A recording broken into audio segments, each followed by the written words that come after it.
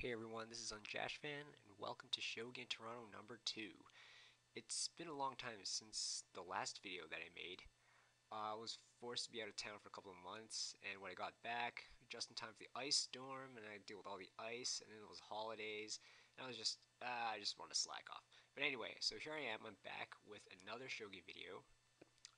So why don't we just get started here? So, black, 7-6, 3-4, 6-6, rook to 4-2, and rook to 7-8. Okay, this is double ranging rook, third file rook versus fourth file rook here. So silver to 7-2, silver to 3-8, 4-4, 3-6, king 6-2, pawn to 7-5, third file rook's aiming for this vanguard square here.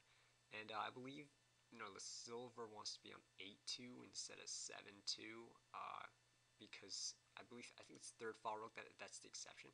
But I don't know. I'm not a range rook player. But anyway, black is not going to be able to make some quick attack here. So white is fine for now. So king to 7-1. White starts to castle. Gold to 5 from the left. King castles. Silver develops. Pawn to 4-5. Getting this vanguard pawn here on the fourth file. And double ranging rook. Many times, they want to make high Mino first. Pawn push, go to 4-7, then make a, right hand Yagura. But with this move, black is not going to be able to do that. So it's going to be a painful eyesore in this position. So silver to 3-7, defending this square. The silver develops, silver to 4-3, continuing to develop, edge pawn. Okay, so black here goes for the third file, seventh file. Anyway, pawn takes, rook takes, and just a pawn drop, simple. And the rook goes to 7-5. Well, going back is okay too. But maybe it's a little too premature, since this pawn is easily defended, and it just gives white an excuse, develop the silver here. So white does that, silver to 5-4, developing the silver and defending this pawn at the same time. Gold to 3-8, building a castle, pawn to 6-4. Okay, well the threat is pawn to 6-5, and the pawn can't take it. Bishop's gonna see the bishop for free. So, the rook can't take it either. The silver's looking at that square. So black's got to do something about that. So in the game, he played rook to 7-8, pulling the rook back, defending the bishop. So the pawn isn't going to be pinned. But he took a pawn here, moved back here, and then pulled the rook back to here. So it was sort of a waste of a move. His king's still sitting on his throne. He's got to get into the castle as soon as he can. So this position is already pretty bad for black. It's pretty dangerous here. There's only the rook and the bishop on the left side of the board, and the king's very close to this side where the battlefield is going to take place.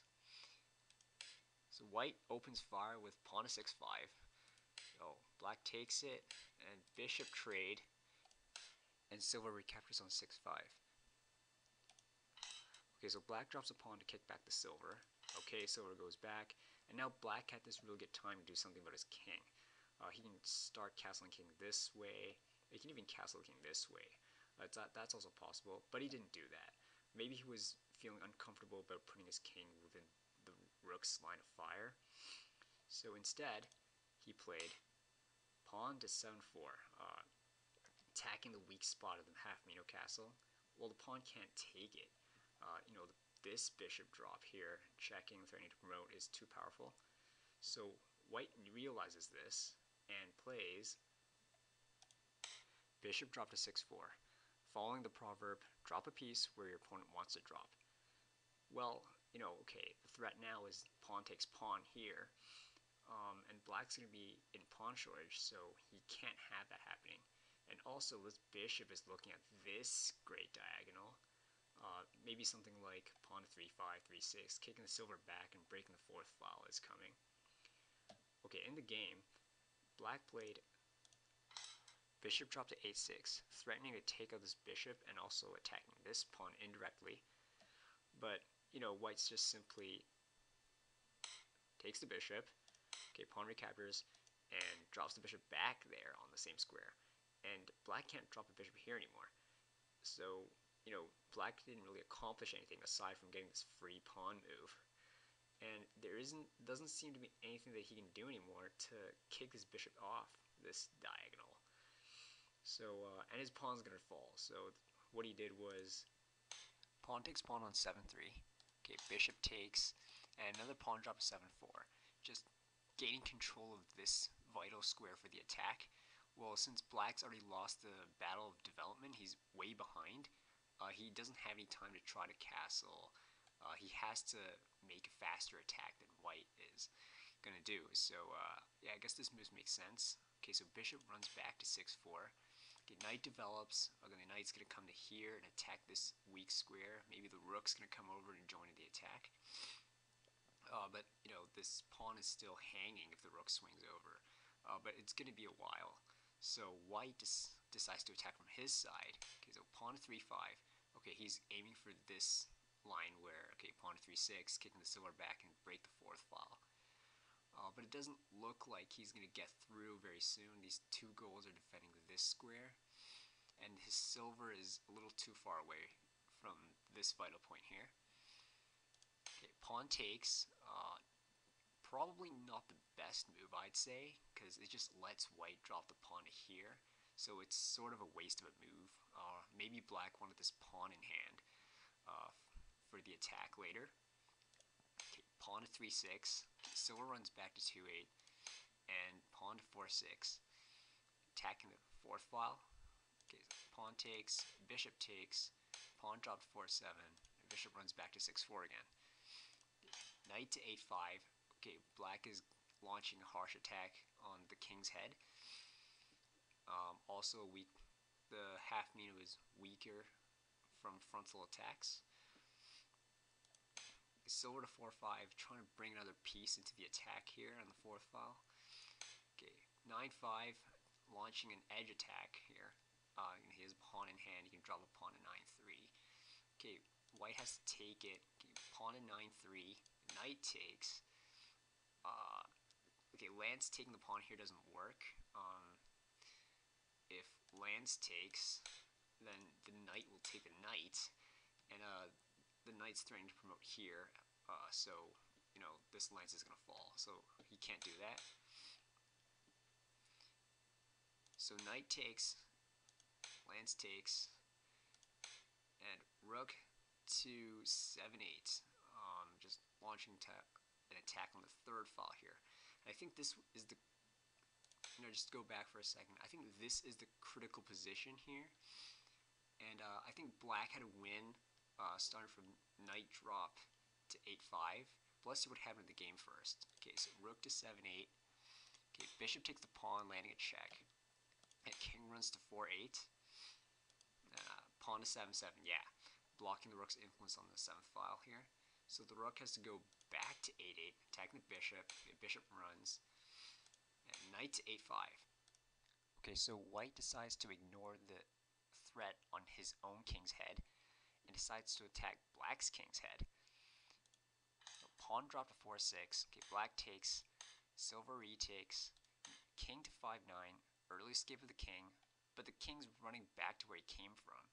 So, and you know, this pawn that's dangling here is rather uncomfortable, so maybe the king go this way and try to take out this pawn. I don't know.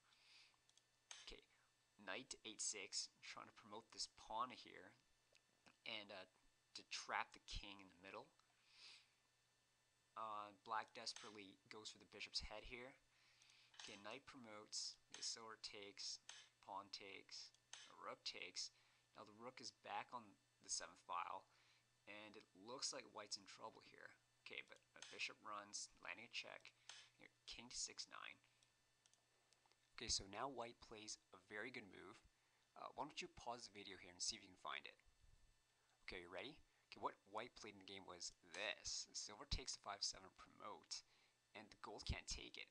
The rook is just going to come down So black is desperate, and there's not really many good defenses. The silver is very powerful here. White has a silver in hand. You can drop it here. You can take this gold, and this rook's gonna be forced to defend the king. So black only has this chance left to attack white's king. So he goes for the mate. Pawn promotion at 7-3. King runs to 9-2. Knight takes the lance. King takes. Pawn drop. King takes it. Running out to outside. Looks like it's gonna be a mate. But let's see. A rook to 7-4. Pawn push blocks it. Bishop check. Silver blocks, and there's no check anymore. So black desperately sacks his bishop. The king takes it. Knight to 7-7. Bishop takes. Rook takes. Okay, so black pretty much says, you know what, just come and get me. Okay, so rook promotes to 4-9. King runs to 7-8. And dragon takes the gold. And here black resigned. So yeah, I guess this was a pretty exciting game, and this mating line that black went for near the end was very close. I mean, now that he got a bishop and a silver, this king is pretty much in a mate already, but he just didn't have that extra move. Maybe it was because he lost too much time in the beginning and didn't get any development in. So let's go back to the critical position that I was talking about earlier. Yeah, it was here. In the game, rook to 7-8 was played. But what about knight to 8-5? I think black either had to win or would last a lot longer in the game if the knight to 8-5 move was played now or than a couple moves later from here. So let's see that. Whoa, that's laggy. Okay, so knight to 8-5. Okay, so what's the threat here? Well, the threat is knight takes the lance, and then a lance drop to 6-5, skewering the bishop and the gold. Now, some of you who look a little more deeper in this position might find a natural-looking move, which is bishop to 7-5, moving the bishop out of the skewer and defending the lance at the same time. Well, interestingly enough, after I've analyzed the game from this position, it seems like this move is losing in all variations. Well, all the variations that I've checked anyway. Let me just go through an example of what I found. And okay, so after bishop to 7-5, silver to 7-6, chasing the bishop. If the bishop takes a rook, it will lose control of this square. And the bishop drop to 6-4 is very powerful, and the rook's gonna have time to run. So the bishop is gonna go back to 8-4, defending this square. Okay, so this bishop's drop is gonna come anyway. So yeah, bishop drop to 6-4, landing a check. And there's two options from here, both of which don't really favor white. One option is to drop a pawn to here, and the other option is to move the king to the side. And it seems that moving the king to the side gives white a better chance. So let's take a look at that. The king to 9-2. This pawn's still hanging. Black has to do something about it. So silver 7-5, kicking out the bishop. And if white tries to save his bishop to here or here, it's going to be a losing game. Black's going to be able to keep making threat mates because pawn promotion to here is a threat mate. So white is going to actually just take the silver, letting the bishop recapture, and defend the lance by dropping the silver to here. And black has nothing else better to do anymore, so he's probably just going to promote this bishop to a horse. So this king looks safer than it was before. Black doesn't have a lot of pieces in hand he can attack with, and this knight isn't really too powerful anymore because the silver can take it out at any time. So this is just one line. Let's just go back.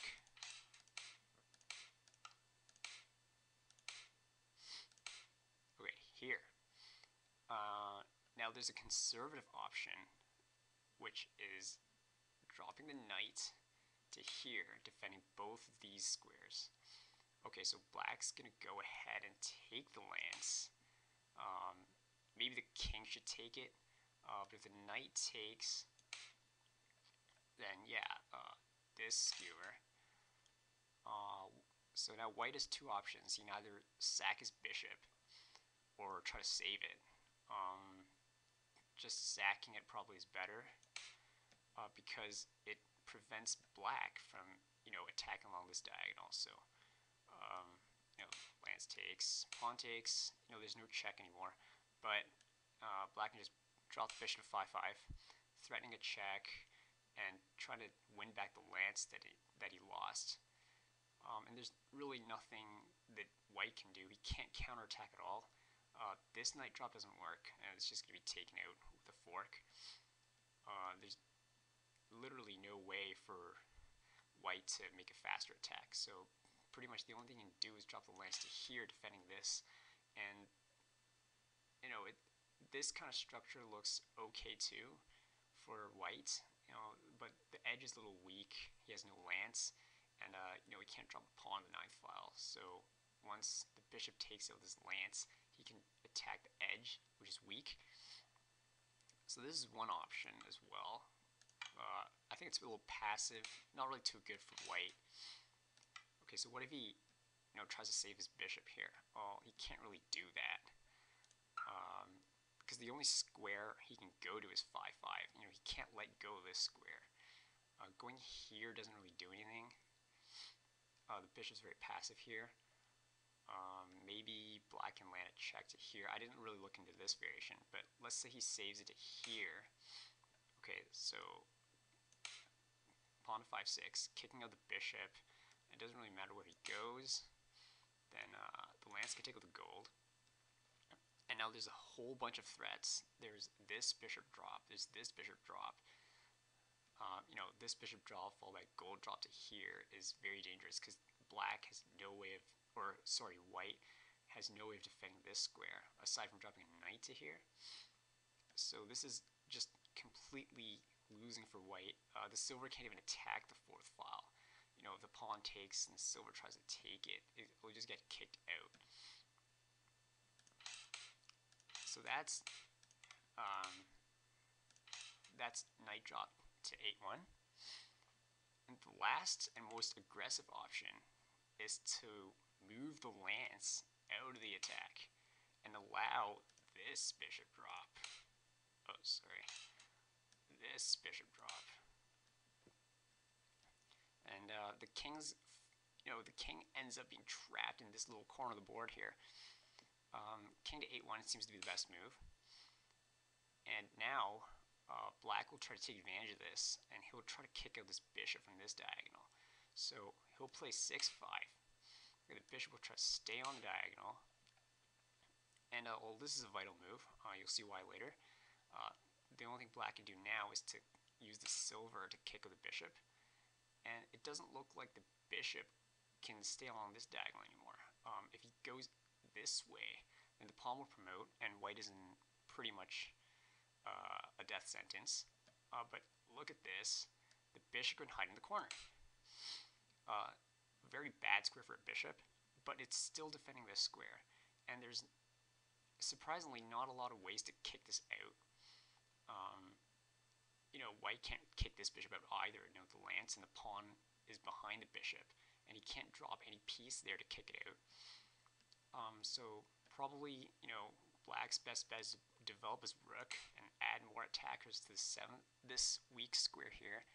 But conversely, white can play gold 6-2, defending this square, and black probably can just take it slow from here and just promote the bishop.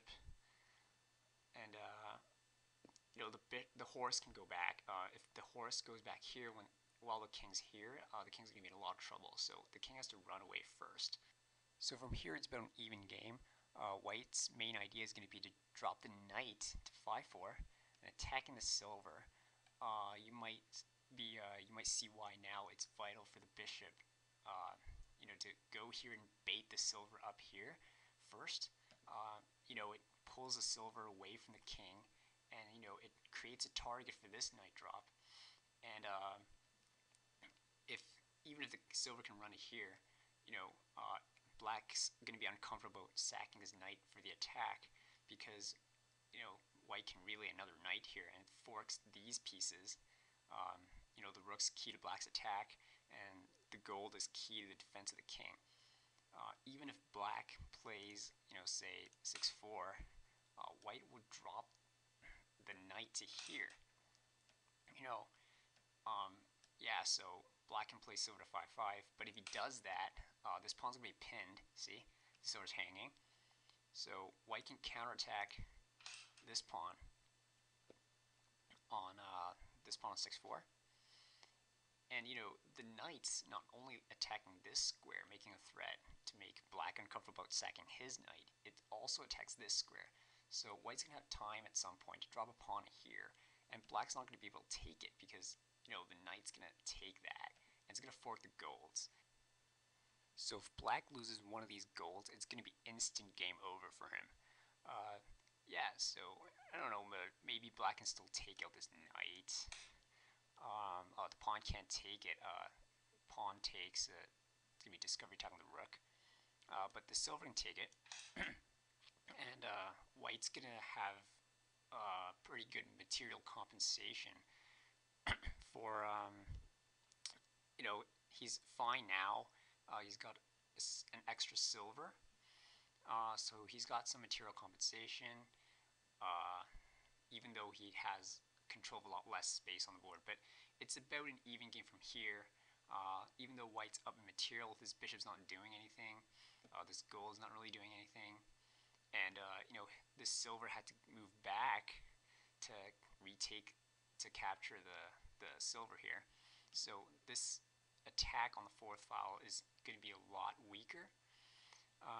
So yeah, that's it for my analysis. Hope you enjoyed watching the video, and hope to see you soon next time. Thank you for watching, and bye.